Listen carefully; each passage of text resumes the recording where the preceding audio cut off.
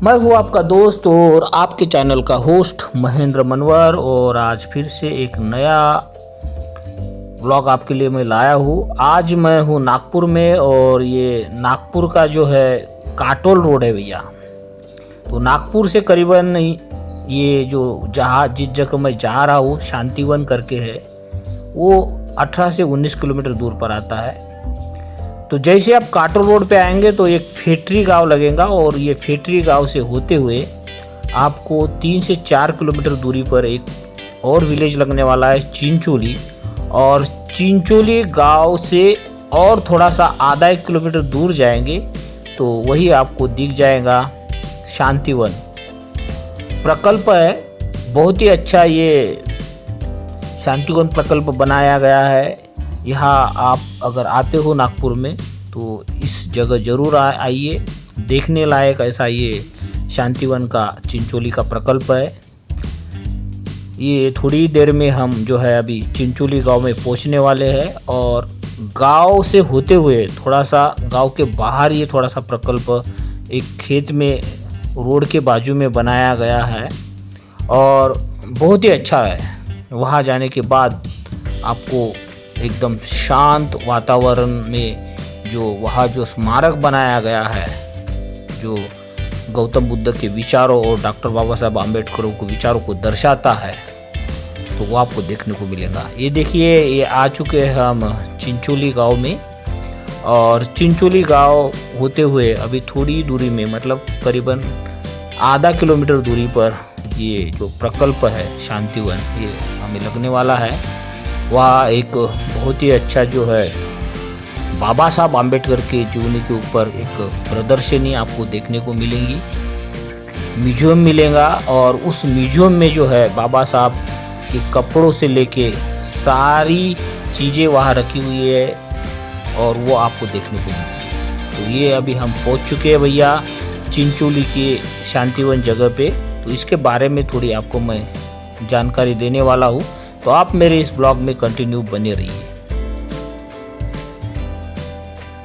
ये शांतिवन चिंचोली प्रकल्प एक स्थान नहीं बल्कि एक प्रेरणा का स्थल मैं मानता हूँ, क्योंकि यहाँ डॉक्टर बाबा साहब भीमराव अंबेडकर के आदर्शों और बौद्ध दर्शन का जीवंत मिसाल आपको देखने को मिलता है।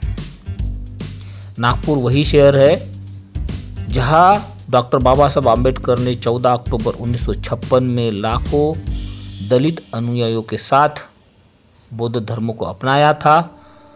और भारत में मैं समझता हूँ पूरे वर्ल्ड में एक बौद्ध धर्म का नया अध्याय उन्होंने शुरू किया था।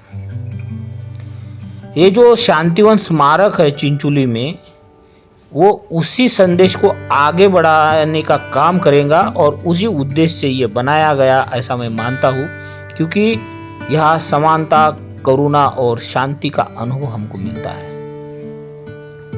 बाबा साहब अम्बेडकर ने सिर्फ संविधान ही नहीं लिखा बल्कि उन्होंने समाज को सोचने का एक नया तरीका दिया।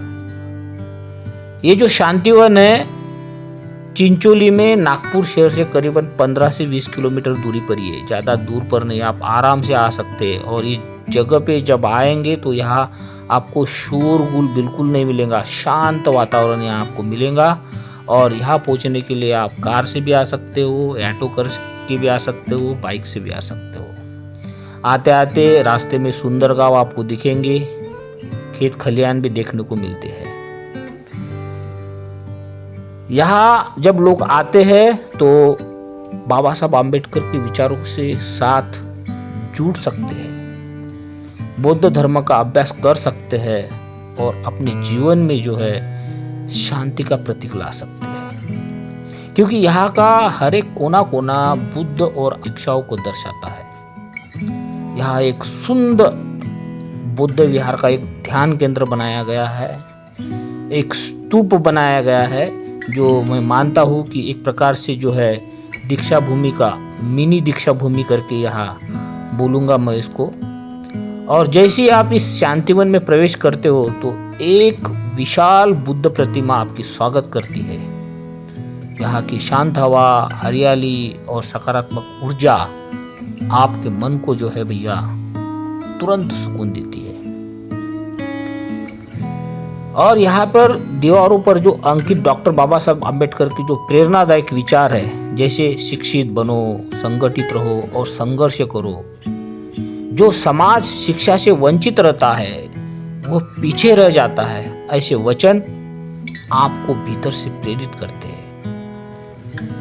शांतिवन में साल भर में अनेक कार्यक्रम भी होते हैं, जैसे धम्म दीक्षा का समारोह यहाँ होता है, बौद्ध धम्म का शिविर वहाँ होता है, युवा जागरूकता का कार्यक्रम भी यहाँ होता है। यहाँ आने वाले लोग सिर्फ दर्शक नहीं बल्कि धम्म का अनुभव करने वाले साधक बन जाते हैं। बच्चों और युवाओं को यहाँ आकर डॉक्टर बाबा साहब आम्बेडकर के जीवन संघर्ष और विचार के बारे में बताया जाता है, ताकि वे भी समानता और मानवता के मार्ग पर चल सके। ये जो शांतिवन है ये हमें ये याद दिलाता है कि डॉक्टर बाबा साहब आम्बेडकर का जीवन सिर्फ एक व्यक्ति की कहानी नहीं है, बल्कि करोड़ों लोगों के अधिकारों की लड़ाई का एक प्रतीक है। उन्होंने हम सबको सिखाया कि असली पूजा किसी मूर्ति की नहीं बल्कि ज्ञान, करुणा और समता की होनी चाहिए। जब आप यहाँ कुछ समय बिताते हैं तो भीतर से एक नई ऊर्जा महसूस होती है। उठो, आगे बढ़ो और समाज को बदलो, क्योंकि बाबा साहब आम्बेडकर ने यही बोला था, सीखो, संघर्ष करो।